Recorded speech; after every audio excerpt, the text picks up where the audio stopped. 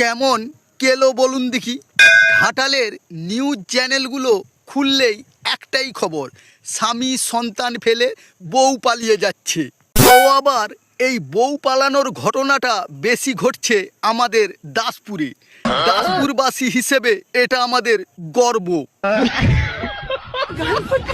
একটা জিনিস খেয়াল করে দেখেছেন, যেসব স্বামীরা মদ খায়, সংসারের কোনো দায় দায়িত্ব নেয় না, বউকে ধরে পেটায়, তাদের বউ কিন্তু পালাচ্ছে না। কাদের বউ পালাচ্ছে?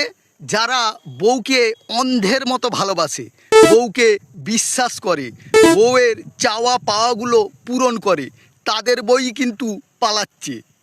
তাই যারা বউকে অন্ধের মতো ভালোবাসিস, তোদের বলছি কথাটা মন দিয়ে শোন।